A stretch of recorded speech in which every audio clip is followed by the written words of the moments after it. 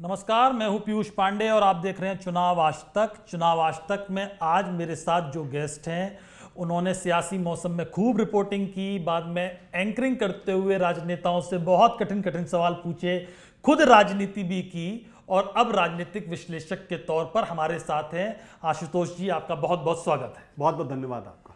Sir, पहला सवाल मेरा आपसे ये कि एग्जिट पोल आ चुके हैं, नतीजे कल आने हैं। एग्जिट पोल को देखकर आपने तो इतने सारे एग्जिट पोल कवर किए हैं सर, तो आपको क्या लग रहा है ये 400 पार का जो आंकड़ा है वो लग रहा है कि संभव है? देखिए, मैं कभी भी, चूंकि मैंने खुद बहुत सारे एग्जिट पोल और ओपिनियन पोल कराए हैं जब मैं चैनल्स में जिम्मेदार पदों पर रहता, तो मैं कभी एग्जिट पोल ओपिनियन पोल्स की क्रेडिबिलिटी पर कभी क्वेश्चन मार्क नहीं लगाता और लगाना भी नहीं चाहिए, क्योंकि उनकी परीक्षा तो उस दिन हो जाएगी जिस दिन नतीजे सामने आ जाएंगे। उस दिन ये पता चलेगा कि कहीं कुछ गलती हुई या गलती नहीं हुई। कभी कभी ऐसा होता है कि बहुत अच्छे एग्जिट पोल आते हैं और उनके एग्जाम सही साबित होते हैं और कभी कभी गलत भी हो जाते हैं।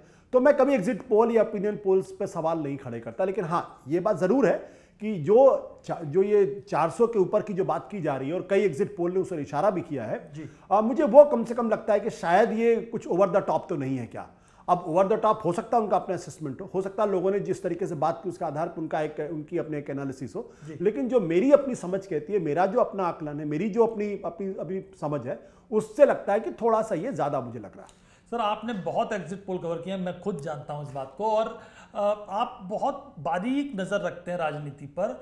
आपका पर्सनल एग्जिट पोल क्या कह रहा है? मतलब आप अगर, अब चूंकि बिल्कुल हम मुहाने पे खड़े हैं, जब कल रिजल्ट आएगा हर व्यक्ति अपना अपना एक अंदाजा लगा रहा है, आपका पर्सनल एग्जिट पोल क्या है? देखिए, मैं सफोलॉजिस्ट नहीं हूं, इसलिए मैं कभी कोई नंबर नहीं देता और आज तक इतने साल हो गए मैंने कभी कोई नंबर नहीं दिया कि एग्जैक्टली इतने नंबर आपको आने वाले हैं, इस रेंज में नंबर आने वाले हैं। हाँ, वो मेरे मन में जरूर रहता है, लेकिन मुझे लगता है प्रोफेशनल नहीं, देखिए एक प्रोफेशनल होने के नाते, क्योंकि मैंने सफोलॉजी नहीं की है, चूंकि मैंने कोई एजेंसी हायर करके मैंने नहीं बात की है, तो मेरे लिए वो उचित नहीं होगा, क्योंकि वो तुक्के जैसी बात होगी। लेकिन 3 चीजें मैं जरूर कहता हूं। एक, मुझे लगता है कि आज की तारीख में भारतीय जनता पार्टी को क्लियर कट एडवांटेज है और भारतीय जनता पार्टी लेड जो एनडीए है वो सरकार बनाने की स्थिति में है और हो सकता है विपक्ष अपनी तमाम टेनेसिटी के बावजूद भी वो मेजॉरिटी मार्क से पीछे रह जाए। अब ये मेरे तीन है। जब मध्य प्रदेश का भी चुनाव हो रहा तब भी लोगों ने मुझसे सवाल पूछा, तब भी मैंने उसका यही जवाब दिया था। वो आकलन सही भी हो सकता है, वो आकलन गलत भी हो सकता है, लेकिन मैं बिना किसी सफोलॉजी के मैं अगर नंबर दूं तो मेरे लिए थोड़ी सी डिसऑनेस्टी हो। लेकिन जो मेरा आकलन है वो बिल्कुल स्पष्ट है कि Bharatiya Janata party lead NDA आज की तारीख में सरकार बनाने की स्थिति में है। तो एग्जिट पोल से तो यही संकेत मिल रहा है कि सरकार बनाने की स्थिति में। सर, एग्जिट पोल से जो बड़े टेकअवेज हैं वो, उसमें एक चीज ये दिख रही है कि पश्चिम बंगाल में ममता बनर्जी को बहुत बड़ा झटका लग रहा है। आपको लग रहा है कि ममता बनर्जी को, अगर ये एग्जिट पोल नतीजे में तब्दील हुए तो ममता की राजनीति को बहुत करारा डेंट लगेगा और उनके लिए दोबारा उठ खड़ा होना बहुत मुश्किल होगा? देखिए, दो चीजें हैं। एक तो ये, अगर आप दिल्ली का उदाहरण ले लीजिए कि दिल्ली में पार्लियामेंट के इलेक्शन में आम आदमी पार्टी 7 की 700 सीट हार जाती है। 2014 में भी हार जाती है, 2019 में भी हार जाती है। और पंजाब में अगर आप देखें तो 2019 में आम आदमी पार्टी सिर्फ 1 लोकसभा सीट जीती थी, वो भी संगरूर की, जो मुख्यमंत्री बने हैं वहां पे, उनकी अपनी कॉन्स्टिट्यूएंसी भगवंत सिंह मान की। लेकिन उसके बाद जब 2014 के बाद विधानसभा का चुनाव हुआ तो आम आदमी पार्टी को 70 में से 67 सीटें मिली। जब 2020 में विधानसभा का चुनाव दिल्ली में हुआ तो आम आदमी पार्टी को 70 में से 62 सीटें मिली। इसका मतलब क्या है? इसका मतलब स्पष्ट है कि विधानसभा के चुनाव में और लोकसभा के चुनाव में मतदाता के सामने बिल्कुल स्पष्टता है कि मुझे किसको चुनना है। लोकसभा के लिए उसने नरेंद्र मोदी को चुना, भारतीय जनता पार्टी को सुना और दिल्ली के अंदर 7 के 7, ये नहीं कि उसमें कोई कंजूसी की उन्होंने कि 1 सीट उनको दे दी, 2 सीट उनको, ऐसा बिल्कुल नहीं, 7 के 7 सीट दे दी। बिल्कुल। और वोट परसेंटेज भी जो था जो आम आदमी पार्टी का, वो 2019 में तो गजब था, क्योंकि तीसरे नंबर की पार्टी था, 18% वोट मिला था और भारतीय जनता पार्टी को 56% वोट मिला था। लेकिन जब विधानसभा का चुनाव हुआ तो 56% घट के 36% पे आ गया, 38% पे आ गया और आम आदमी पार्टी का वोट सर 18% से घट के 54% चला गया। बिल्कुल। ये क्या दिखाता है? ये दिखाता है कि वोटर को पता है हमें किस विधानसभा लोकसभा में क्या करना।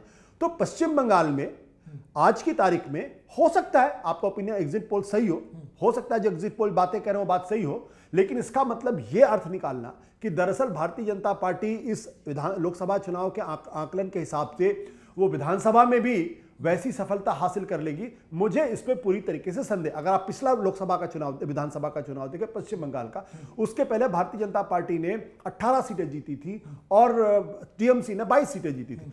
काफी तगड़ा मुकाबला था, जबरदस्त मुकाबला था। लेकिन जब विधानसभा के चुनाव हुए तो पता चला कि बीच में कोई मुकाबला ही नहीं। लेकिन 77 सीटें, जो कि उससे पहले 3 सीटें थी बीजेपी की, और जो 77 तक सीटें गई, तो एक अगर परसेंटेज वाइज देखेंगे तो बहुत बड़ा जंप था बीजेपी का पश्चिम बंगाल में। और अब चूंकि लोकसभा में जो एग्जिट पोल कह रहे हैं, चूंकि अब नतीजे कल आएंगे, एग्जिट पोल जिस तरह से बता रहे हैं 25, 26, 30 सीटें, तो वो ममता बनर्जी, क्योंकि ममता बनर्जी का होल्ड है और कांग्रेस और लेफ्ट दोनों ही पश्चिम बंगाल में नीचे जाती हुई दिख रही हैं। फिर मैं अपनी बात को दोहराऊंगा। देखिए, जब हम इस बात कहते हैं कि बीजेपी का वोट पर जो सीटें 3 से बढ़कर 77 हुई, मुझे लगता है वो आकलन गलत है। आकलन इसलिए गलत है क्योंकि उसके पहले आप पश्चिम बंगाल के चुनाव में भारतीय जनता पार्टी 40% वोट लेकर आ चुकी थी, 18 सीटें जीत चुकी थी, और जो किसी ने सोचा था वो हुआ था। और लोकसभा के बाद विधानसभा का चुनाव हुआ, इसलिए पुराना बेंचमार्क विधानसभा का लेना ठीक नहीं होगा। जो पुराना बेंचमार्क था वो लोकसभा था। तो लोकसभा में अगर भारतीय जनता पार्टी 18 सीटें ला सकती थी, अगर उसके करस्पॉन्डिंग अगर हम देखते, और इसीलिए लगभग सारे एग्जिट पोल गलत हुए थे। अगर आपको ध्यान होगा, सारे एग्जिट पोल कह रहे थे कि भाई नेक टू नेक फाइट है तृणमूल कांग्रेस और बीजेपी के बीच में। कुछ ने तो यहां तक कह दिया था कि भारतीय जनता पार्टी को 160, 170 सीटें भी मिल सकती है और तृणमूल कांग्रेस को कम सीटें मिल सकती। लेकिन हुआ क्या?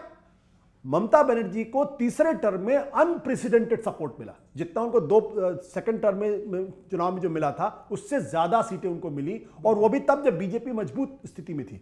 तो मेरा कहना यह है कि लोकसभा के चुनाव में तृणमूल कांग्रेस को अगर झटका भी लगता है, पहली बार अगर लगता है, तो यह समझ लेना कि इसके आधार पर विधानसभा के चुनाव में भी उनको, बीजेपी को फायदा होगा। मैं इस थियरी को नहीं मानता। दिल्ली इसका सबसे बड़ा उदाहरण है। सर, इसको छोड़ देते हैं पश्चिम बंगाल को। तेलंगाना, उड़ीसा और आंध्रा, ये 3 राज्य और हैं जहां पर बीजेपी को बढ़त दिख रही है। बीजेपी जिस महत्वाकांक्षा को लेकर चल रही थी और जो 400 पार एनडीए का नारा दिया था, उनमें ये 3-4 राज्य, पश्चिम बंगाल, उड़ीसा, तेलंगाना और आंध्र प्रदेश, बहुत इंपॉर्टेंट थे उनकी स्ट्रेटेजी में। और एग्जिट पोल ये बता रहे हैं कि उनकी स्ट्रेटेजी सफल हुई है। आपको लग रहा है कि एक अलग तरह की इनका विस्तार जो बीजेपी का हो रहा है इन स्टेट्स में, उसको आप किस तरह से देखिए? पहली बात तो जब नतीजे आएंगे तब पता चलेगा कि दरअसल इनका विस्तार हो रहा है, नहीं विस्तार। जैसे अब जो फिगर्स दिए जा रहे हैं, केरला में बीजेपी को जो है वो एलडीएफ के बराबर वोट मिल रहा है, या तमिलनाडु के अंदर जो बीजेपी को है वो एआईएडीएमके के ज्यादा वोट मिल रहा है। अब ये अनबिलीवेबल नंबर्स है। तो मैं तो चाहूंगा कि कल जब नतीजे आए तब मैं बैठ के देखूं कि दरअसल वाकई में जो बात कही जा रही है वो जमीन पे रिफ्लेक्ट हो रही है, नहीं रिफ्लेक्ट हो रही। अभी तो हाइपोथेटिकल सिचुएशन है। अभी एग्जिट पोल सिर्फ एक दिशा की तरफ इशारा कर रहे हैं। इसमें कोई दो राय नहीं कि भारतीय जनता पार्टी ने नरेंद्र मोदी जी के नेतृत्व में पिछले 5-7 महीनों में, बल्कि पिछले 1.5-2 सालों में लगातार कोशिश की कि केरल, तमिलनाडु, तेलंगाना, आंध्र प्रदेश के अंदर उनका विस्तार हो। लेकिन जिस तेलंगाना को भारतीय जनता पार्टी के लिए अगला ग्रीनफील्ड कहा जा रहा था, उसी तेलंगाना में भारतीय जनता पार्टी को विधानसभा के चुनाव में जबरदस्त हार का सामना करना पड़ा। और वहां पे कांग्रेस पार्टी फ्रॉम नोवेयर, 6 महीने पहले तक कोई नहीं कह रहा था कांग्रेस पार्टी वहां उठ खड़ी होगी और वो लड़ाई लड़ पाएगी और सरकार बना पाएगी। उस कांग्रेस पार्टी ने बहुमत का आंकड़ा पार किया और भारतीय जनता पार्टी हारी, बीआरएस बिहारी।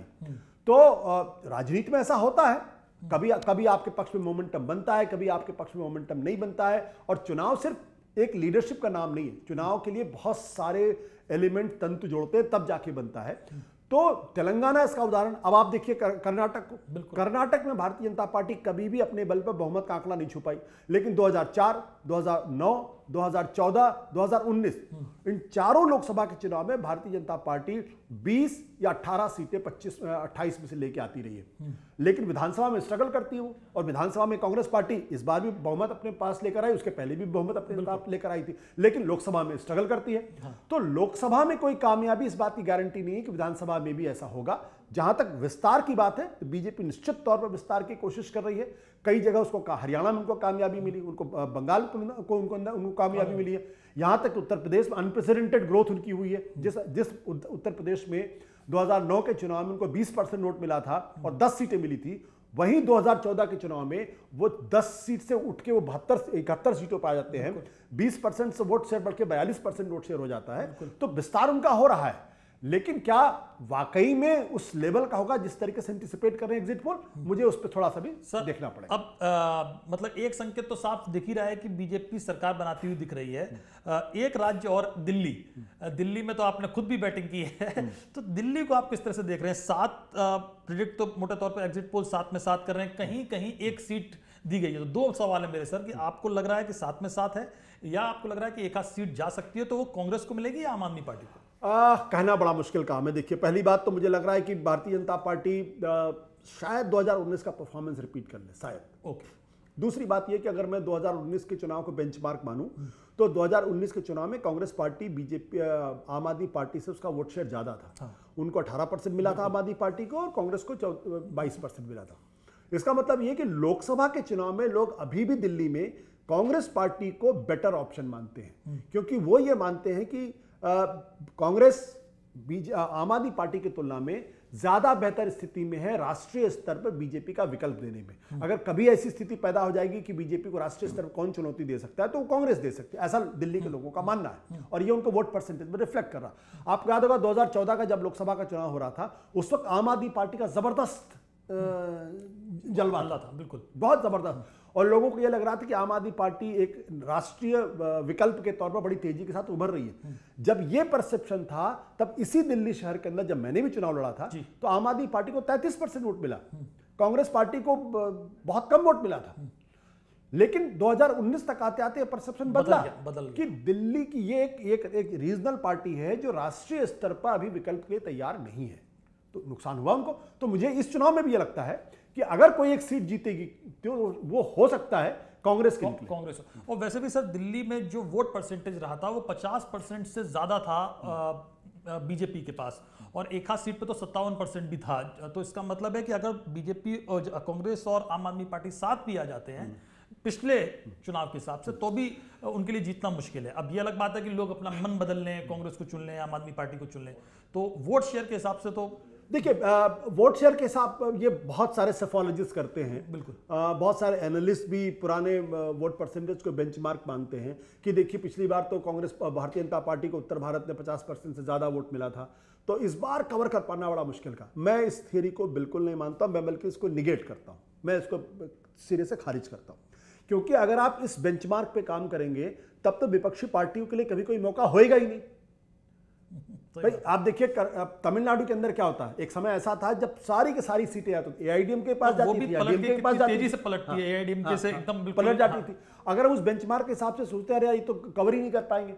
या आप 1984 का उदाहरण ले लीजिए, जब कांग्रेस पार्टी को अखिल भारतीय स्तर पर 49% वोट मिला, अगर हम उसको बेंचमार्क मानते कि 415 सीट लेके आने वाली पार्टी, तो 89 में कोई मुकाबला ही नहीं है, तो मैं उस बेंचमार्क को नहीं मानता हूं। और इसी दिल्ली के अंदर अगर आप देखिए कि जहां भारतीय जनता पार्टी विधानसभा के चुनाव में वो 36% पर टिक जाती है, 38% पर टिक जाती है, लोकसभा के चुनाव में 50% के ऊपर निकल जाती है। अगर आप लोकसभा को बेंचमार्क मानेंगे तब तो विधानसभा के चुनाव में आम आदमी पार्टी मुकेबल गिरी दिखाई पड़ती है, लेकिन वो 36% वोट उसका बढ़ जाता है, 18 से 36 जोड़िए 54% हो जाता है, लगभग 300% की ग्रोथ दिखाई पड़ती, तो उसको बेंचमार्क मानना उचित नहीं होगा। हाँ, जो राजनीतिक परिस्थिति आज की तारीख में दिल्ली के अंदर है, उसमें एक चीज जो बहुत महत्वपूर्ण भूमिका अदा कर रही है वो ये है कि अपोजिशन यूनिटी इंडेक्स आज की तारीख में दिल्ली के अंदर 2014-2019 की तुलना में बहुत ज्यादा है। दोनों पार्टियां एक साथ चुनाव लड़ रही हैं, अच्छा कोऑर्डिनेशन जमीन पे दिखाई पड़ता है। अरविंद केजरीवाल कांग्रेस के लिए वोट मांगते हुए दिखाई पड़ते हैं,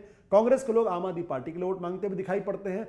तो जो मोदी विरोधी वोट है या जो बीजेपी विरोधी वोट है वो, और उसके अलावा जो फ्लोटिंग वोटर्स है जो कहता है यार दिल्ली में तो कोई चुनौती नहीं, तो अपना वोट क्यों वेस्ट करना, आम आदमी पार्टी को दे या कांग्रेस को दे, बीजेपी को दे देते हैं, वो फ्लोटिंग वोटर आज समझ सकता है कि अगर ये दोनों एक साथ आ गए हैं तो उसका मतलब ये है कि ये फायरिंग रेंज में बीजेपी को ला सकते हैं। मेरा वोट बर्बाद नहीं हो सकता, मेरे देने से, मैं बीजेपी को नहीं वोट देना चाहता लेकिन मजबूरी में देना पड़ रहा, तो इस एक फिनोमेना से हो सकता है फायदा हो जाए एक सीट पे, लेकिन बहुत ज्यादा फायदा होता मुझे दिखाई नहीं पड़ता। आंकड़ों से इतर सर बात करते हैं, मोदी का जो पूरा मिरेकल दिख रहा है, मोदी का जो चमत्कार एग्जिट पोल में दिख रहा है कम से कम, उसकी आप सबसे बड़ी वजह क्या मानते हैं? 3 चीजें हैं। सबसे बड़ी बात तो यह है कि देखिए इसको हमको 2014 से समझना पड़ेगा। 2014 के पहले की जो कांग्रेस पार्टी की सरकार थी उसके खिलाफ जिस तरीके से आक्रोश, गुस्सा अन्ना के आंदोलन से शुरू हुआ, उससे कांग्रेस पार्टी की क्रेडिबिलिटी बहुत ज्यादा खराब हो गई और उसका उनको जबरदस्त नुकसान हुआ। उस वक्त नरेंद्र मोदी एक नेता के तौर पर आए, उन्होंने जो वायदे की, जो प्रॉमिसेस की, लोगों को लगा कि नहीं ये ऑल्टरनेटिव हो सकता है, इसलिए उन्होंने बहुमत आंकड़ा देकर नरेंद्र मोदी को बनाया। एज ए प्रधानमंत्री के तौर पर नरेंद्र मोदी जी ने 3 चीजें हमेशा पर बहुत ज्यादा फोकस किया। कुछ लोग मेरी राय से सहमत नहीं होते। एक, जबरदस्त प्रोपेगेंडा। ये भारतीय जनता पार्टी और आरएसएस की सबसे बड़ी ताकत है, उनकी प्रोपेगेंडा मशीनरी। वो किसी भी एक चीज को बहुत बड़ा बना सकते हैं और बनाते हैं, यही उनकी ताकत है। तो प्रोपेगेंडा पे जबरदस्त जोर है। उसके अलावा नरेंद्र मोदी ने अपने कल्ट को लगातार उसमें परिष्कार करने की कोशिश की, लोगों के सामने लगातार अपने आप को पेश करने की कोशिश की है कि मैं ही हूं जो इस देश को संकट से निकालकर एक नए भारत के तौर पर बदल सकता। इस नैरेटिव को उन्होंने बहुत ही कामयाबी के साथ किया। और तीसरा, संगठन की क्षमता को उन्होंने जबरदस्त तरीके से उस पर इन्वेस्ट किया और उसका विस्तार किया। तो संगठन की ताकत, जो नैरेटिव गढ़ने की ताकत और प्रोपेगेंडा का जबरदस्त तरीके से इस्तेमाल। राजनीति में इन तीनों का इस्तेमाल हर राजनीतिक पार्टी करती है, लेकिन बीजेपी प्रोपेगेंडा का जबरदस्त तरीके से इस्तेमाल जो कर रही है, उसका कोई तोड़ आज की तारीख में विपक्ष के पास नहीं है। इसलिए विपक्ष स्ट्रगल कर रहा है। और दूसरी बात यह भी है कि विपक्ष को अपनी क्रेडिबिलिटी को नए सिरे से री इन्वेंट करना पड़ेगा। जब आपकी क्रेडिबिलिटी एक बार खत्म हो जाती है या कम हो जाती है, तो आप क्रिटिकल मास के नीचे चले जाते हैं। जब आप क्रिटिकल मास के नीचे चले जाते हैं, तो फिर आपको दोबारा लोगों का विश्वास अर्न करने के लिए आपको नए सिरे से मेहनत करनी पड़ती है। और बिल्कुल एग्जैक्टली यही बात हुई थी जनसंघ के साथ और भारतीय जनता पार्टी के साथ। 1952 से लेकर 1983 तक अगर आप देखें, तो जनसंघ का जो वोट परसेंटेज था वो कभी भी 7-8% से ज्यादा नहीं हुआ। 52 में चुनाव लड़े, उस वक्त करीब 3-4% वोट शेयर था। 83 में लड़े, 30 साल के बाद आप सोचिए, जबकि अटल बिहारी वाजपेयी जैसे नेता थे, नानाजी देशमुख थे, लाल कृष्ण आडवाणी थे, सुंदर सिंह भंडारी थे, कृष्णलाल शर्मा थे, बलराज बघेल थे, एक से एक तेज नेता थे। लेकिन उनकी तमाम कोशिशों के बावजूद भी जनसंघ बीजेपी का वोट शेयर नहीं बढ़ रहा था। लेकिन 83-84 के बाद जब राम मंदिर आंदोलन शुरू हुआ, तो लोगों का विश्वास धीरे धीरे बढ़ता गया। विपक्ष के जो सत्ता में कांग्रेस पार्टी थी, उसकी क्रेडिबिलिटी नीचे गई। तो 30 साल 40 साल की जबरदस्त मेहनत के बाद उनको 1998 में पहली बार, 96 में सरकार बनी और 98 में अब 6 साल सरकार चलाई और अब 2014 में चलाई। तो आप सोचिए 52 से मेहनत करते करते 2014 में कितने साल हो गए? 48 और 14, 48 और 14 अगर आप जोड़ दें तो कम से कम 62 साल, 72 साल। तो 72 साल मेहनत करने के बाद आप, सॉरी 62 साल मेहनत करने के बाद आप अकेले अपने दम पे सरकार बनाने की स्थिति में आए। ये 62 साल की मेहनत है। तो हम कांग्रेस पार्टी, जिसकी क्रेडिबिलिटी इतनी नीचे चली गई, अगर हम ये उम्मीद करें अचानक कोई चमत्कार हो जाएगा, अचानक कांग्रेस पार्टी फिर बीजेपी का विकल्प हो जाएगी, सत्ता से अलग कर देगी, तो मुझे लगता है कि वो थोड़ा गलत होगा, वो गलत आकलन होगा। आपने सर 3 पॉइंट रेखांकित किए। तो एक तो यह है कि संघ की ताकत के साथ, मतलब जो आरएसएस पीछे खड़ा हुआ है और एक संगठन साथ में काम करता है बीजेपी के, कल्ट जो मोदी का कल्ट है जिसको, और नैरेटिव गढ़ने की। एक आपने प्रोपोगेंडा की बात की, तो प्रोपोगेंडा को लेकर आप ये कह रहे हैं कि प्रोपोगेंडा जो बीजेपी करती है वैसा कोई और नहीं कर सकता। लेकिन जब 370 अनुच्छेद 370 हटाते हैं, तो वो एक ऐसा काम है जिसकी कल्पना भी ये देश नहीं कर सकता था। उसको बीजेपी ने कर दिखाया, जो उनके एजेंडे में था। मतलब ये बीजेपी के घोषणा पत्र में अरसे से या उनके एजेंडे में। राम मंदिर का मामला हालांकि वो कोर्ट के आदेश पर बना, लेकिन जिस तेजी से काम हुआ वो हम व्यवहारिक तौर पर देख सकते हैं कि वो अगर बीजेपी की सरकार नहीं होती तो शायद उतनी तेजी से नहीं होता। ये एक सच है। तो आपको लगता है कि जो एक उनके पक्ष में ये बात भी जाती है कि उन्होंने वो काम करके दिखाए जिसको उन्होंने वादा किया था या उनके एजेंडे में था, और वो करके दिखा दिया, तो ये ताकत भी उनकी है। देखिए, जो एक कार्डर बेस्ड पार्टी होती है, जो इसको अगर हम दूसरे संदर्भ में समझने की कोशिश करें, आइडियोलॉजिकल पार्टीज, जो विचारधारात्मक राजनीतिक दल होता है, वैचारिक पार्टी होती है, उसके 3 बहुत बड़े अवयव होते हैं। पहली चीज क्या होती है? वो अपनी विचारधारा में एक ऐसे यूटोपिया का क्रिएशन करती है। जैसे कम्युनिस्ट पार्टीज क्या कहती है? हम एक क्लासलेस सोसाइटी बनाएंगे जिसमें हर आदमी बराबर होगा, सबकी तनख्वाहें बराबर होंगी। उन्होंने एक सपना दिखाया और उस सपने ने दुनिया में कितनी बड़ी क्रांति कर दी। बिल्कुल ठीक है। बीजेपी क्या करती है? बीजेपी, मैं देखिए, अगर बीजेपी को आरएसएस अलग कर दिए तो बीजेपी कुछ नहीं है, बीजेपी जीरो, बिना आरएसएस के बीजेपी जीरो है। तो संघ परिवार क्या कहता है? हम हिंदू राष्ट्र बनाएंगे, यानी हिंदुस्तान के 80% आबादी का एक हिंदू राष्ट्र होगा।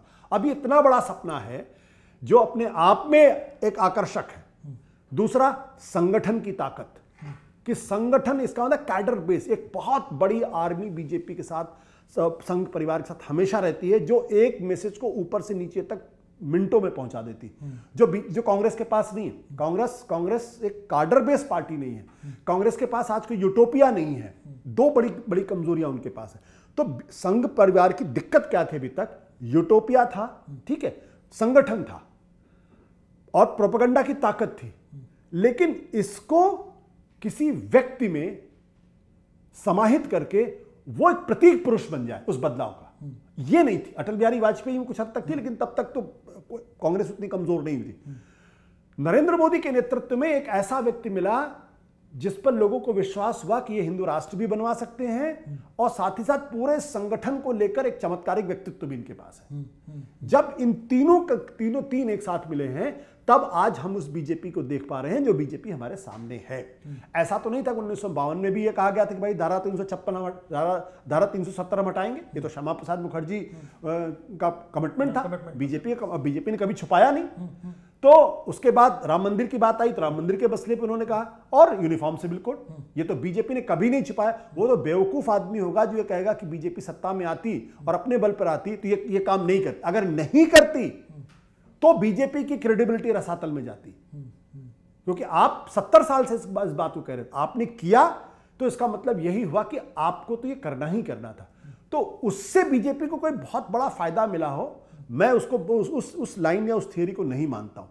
जिस चीज का फायदा मिल रहा है, एक विपक्ष पूरी तरीके से इस चुनाव के पहले तक खंड खंड विखंडित था, उनका कोई नैरेटिव नहीं था, उनका कोई अपना कोई प्रोपेगेंडा नहीं था, और एक तरफ सरकार थी जिसके पास बीजेपी की जब हम बात करते हैं तो 40 और जो संगठन के आरएसएस के संगठन, अनुषंगिक संगठन, उनकी ताकत उनके साथ होती है। आज की तारीख में बीजेपी दुनिया की सबसे अमीर पार्टी, जितना पैसा उसके पास उतना किसी और के पास नहीं है, और जितने बड़े पैमाने पर कार्यकर्ताओं की फौज कहीं नहीं है, और उसके बाद आप सत्ता में हैं तो उसका एक स्वाभाविक सा फायदा आपको मिलता है, मीडिया का भी फायदा आपको मिलता है। तो इन सब चीजों से लड़ने के लिए जिस ताकत का इस्तेमाल करना पड़ेगा, और जो डिसरप्शन क्रिएट, जब तक डिसरप्शन क्रिएट नहीं होगा तब तक नहीं हो पाएगा।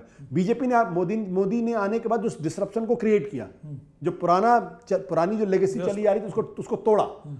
लोग उससे, हमारे अब जैसे लोगों को शायद ये बात पसंद नहीं आती, लेकिन जो लोग हैं उनको लगता है नहीं, ये बात तो ठीक किया, ये बात बिल्कुल ठीक किया, क्यों परिवारवाद इस देश के अंदर होना चाहिए, क्यों इस देश के अंदर जो है वो कांग्रेसी बार सत्ता में आएगी, क्यों भ्रष्टाचारियों को मौका मिलना चाहिए, वो डिसरप्शन क्रिएट किया। तो जब तक कोई दूसरी विपक्षी फोर्स उस स्थिति में ना हो कि डिसरप्शन क्रिएट कर पाए, तब तक मुझे लगता है थोड़ी सी दिक्कत होगी।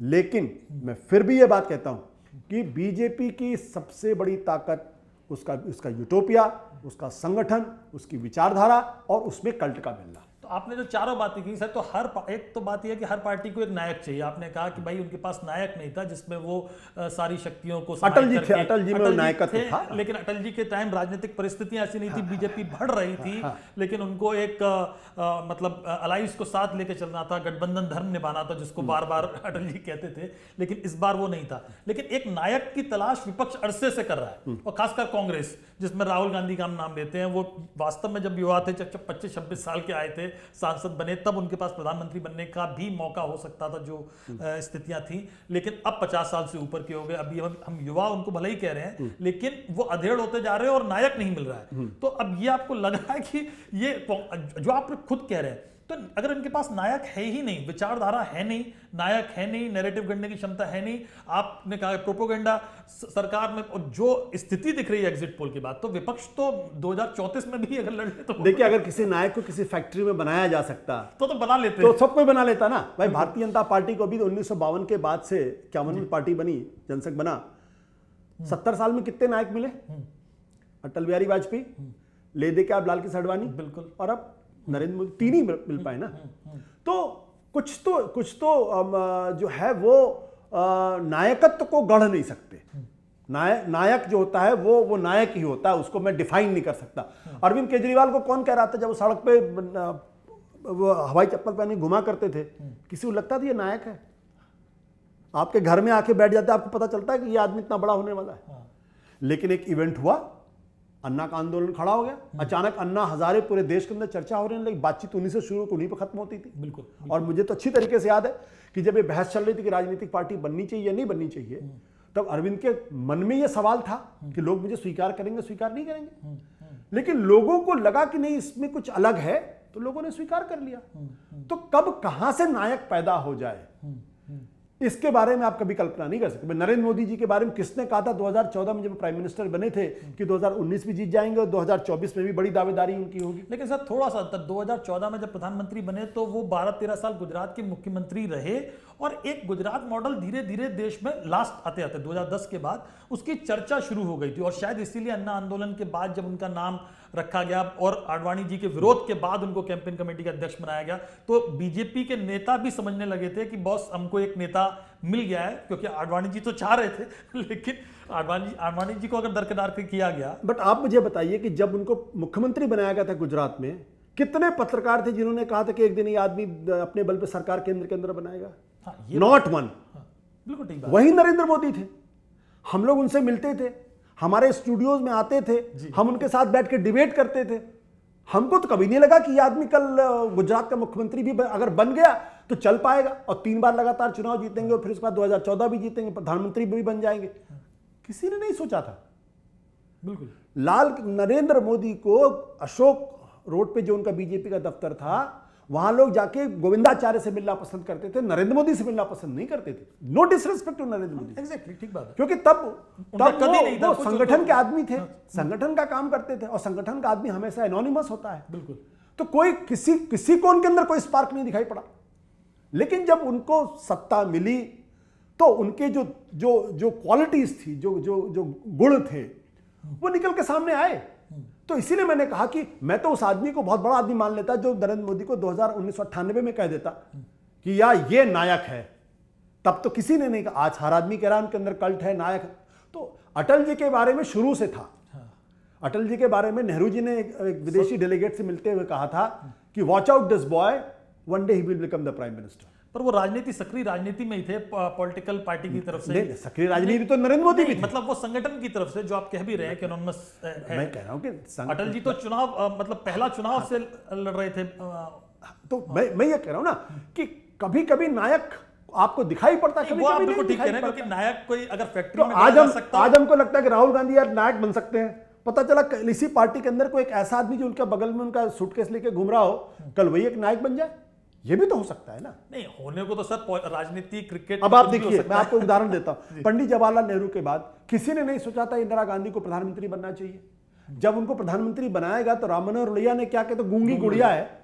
और क्यों उनको बनाया गया था 42 साल की उम्र में? इसलिए बनाया गया था क्योंकि तमाम क्षत्रपों को लगता था इसको तो हम लोग कंट्रोल कर लेंगे, इसके अंदर कुछ दम ही नहीं है, तो नेहरू की बेटी, इसके नाम पे हम राजनीति करेंगे।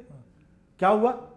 इंदिरा गांधी का कल्ट निकला, 2 बार पार्टी तोड़ी और अपने बल पे खड़ा। नवीन पटनायक ताजा उदाहरण है। जब बीजू पटनायक की मृत्यु हुई तो नवीन पटनायक तो न्यूयॉर्क में अपना आराम से रहा करते, तो मस्त जिंदगी गुजार रहे थे। लोगों को लगा यार इसको आगे करके राजनीति करते, हम चलाएंगे, ये पीछे बैठा रहेगा। सही बात है। अब जो लोग ये इस मुगालते में था, जो कहां किसी को मत पता नहीं है। और नवीन पटनायक लगातार 5 विधानसभा का चुनाव जीते हैं। तो नायक कहां से पैदा हो जाए कहना बहुत मुश्किल। तो ये अब बीजेपी की बात सर छोड़ते हैं आखिरी हिस्से में कि क्योंकि नायक बीजेपी के पास है, अपोजिशन के पास, खासकर कांग्रेस, जिसकी ये जिम्मेदारी थी कि वो टक्कर लेती, क्योंकि राष्ट्रीय स्तर की पार्टी वही है। लेकिन इंडिया गठबंधन से कहां चूक हो गई? क्योंकि पिछले साल जून में जब इंडिया गठबंधन बना, तब मुझे याद है कि हम लोग जब देख रहे थे इंडिया गठबंधन की बैठक हुई और जब उन्होंने इंडिया नाम दिया शाम को, तब एकदम से कुलबुलाहट हुई कि यार इंडिया नाम दे दिया। और बीजेपी की तरफ से भी कुछ प्रवक्ताओं ने बयान देना शुरू किया कि नहीं अब भारत होगा, ये होगा, मतलब एक बेसिक कुलबुलाहट शुरू दिखी थी। लेकिन इंडिया गठबंधन उसको भुना नहीं पाया और उसके बाद वो आखिरी वक्त तक मामला गड़बड़ रहा। तो आपको लगता है कि इंडिया गठबंधन ने अगर कुछ मतलब कहां चूक हुई? आप देखिए, बहुत सारे चुनाव मैंने देखे, इसलिए मैं तो अभी तो ये नहीं कहूंगा कि कल का नतीजा क्या होगा। हमने 2004 देखा। मैं तो एग्जिट पोल पे पूछ रहा हूं। मैं तो एग्जिट पोल में बात ही नहीं कर रहा हूं, क्योंकि मैं आज बोल दूं पता चला कल नतीजे कुछ बदल जाए। अब 2004 देख लीजिए। मुझे अच्छी तरीके से याद है, मैं तमिलनाडु में था, वहां भी अटल बिहारी वाजपेयी का जलवा था 2004 के समय में। हैदराबाद में था, वहां भी अटल बिहारी वाजपेयी का जलवा था। लेकिन नतीजा आया तो क्या हुआ? जिस सोनिया गांधी को कोई इस लायक नहीं मानता था कांग्रेस पार्टी को चला पाएंगी, उनके नेतृत्व में कांग्रेस पार्टी को 145 सीटें मिली और अटल बिहारी वाजपेयी, लाल कृष्ण आडवाणी, प्रमोद महाजन एक से एक स्टारवर्ड्स के रहते हुए बीजेपी को सिर्फ 137 सीटें मिली। तो नतीजे बदल गए। हाँ, जो बात आप कह रहे हैं इसकी समीक्षा कल 12 बजे के बाद की जाएगी कि दरअसल कौन किसका सिक्का चला और किसका सिक्का नहीं तो चला। आपको अभी भी लग रहा है सर कि इंडिया शाइनिंग की तरह अब ध्वस्त हो सकता है? मैं कह रहा हूं ये मेरे लिए पॉलिटिकली करेक्ट नहीं होगा। हाँ। क्योंकि देखिए भविष्य के बारे में क्या है किसी को नहीं मालूम, मतदाताओं के मन में है किसी को नहीं मालूम। ये बिल्कुल सही बात है, लेकिन किसी को नहीं मालूम। इस बार 1977 में इंदिरा गांधी तक को अगर यह एहसास होता कि चुनाव वो हार जाएंगी तो इमरजेंसी क्यों हटाती, लेकिन हार गई ना। और क्या हारी? अपनी सीट हार गई, रायबरेली की सीट। संजय गांधी अपनी सीट हार गए। बिल्कुल। तो राजनीति में कब क्या हो जाए कुछ पता नहीं चलता ना। इसलिए और to be on the safe side, politically correct होने के लिए कल 12 बजे के बाद आप मुझसे पूछिएगा, मैं और उसका जवाब तो सर फिर ये है कि कल आपसे एक बार और चर्चा करेंगे क्योंकि आप एग्जिट पोल के आंकड़ों पर आप बोल नहीं रहे और वो ठीक बात भी है आपकी, लेकिन अब जो असली नतीजे आ जाएंगे तो कल शाम को हम चाहेंगे कि आप एक बार फिर हमारे पास हमारे लिए समय निकालें 15-20 मिनट और ये चर्चा करें, क्योंकि आपने बहुत सारे इलेक्शन कवर किए हैं और किस तरह से चीजें बदल जाती हैं, किस तरह से मतलब नेता पाला बदलते हैं, किस तरह से पार्टियों के पक्ष में हवा बहती है, विरोध में हो जाती है। क्योंकि अभी भी सर आखिरी सवाल कि सिर्फ मतलब 3 महीने पहले तक ऐसा लग रहा था कि बिल्कुल मोदी जी के पक्ष में हवा है, मतलब एकदम से। फिर पहले चरण के चुनाव के बाद, मतदान के बाद अचानक ऐसा थोड़ा सा लगा कि कुछ मामला टाइट हो रहा है, कुछ मामला फंस रहा है, या इसीलिए वो हिंदू मुस्लिम और ये सब बातें हुई। अब लेकिन 7वें चरण के बाद फिर मोदी जी के पक्ष में हवा है। तो मतलब अभी मैं आपको बताऊं कि जब मैं आज तक में था उन दिनों, और आपको शायद ध्यान होगा, उत्तराखंड के अंदर चुनाव के नतीजे आ रहे थे और हरीश रावत जी ने उत्तराखंड देहरादून में कह दिया कि हम तो चुनाव हार गए। और कमलनाथ हमारे स्टूडियो में बैठे हुए थे, मैं एंकरिंग कर रहा था जी। कमलनाथ ने कहा ये क्या कर दिया इन्होंने, और थोड़ी देर बाद पता चला कि कांग्रेस पार्टी जीत गई वहां।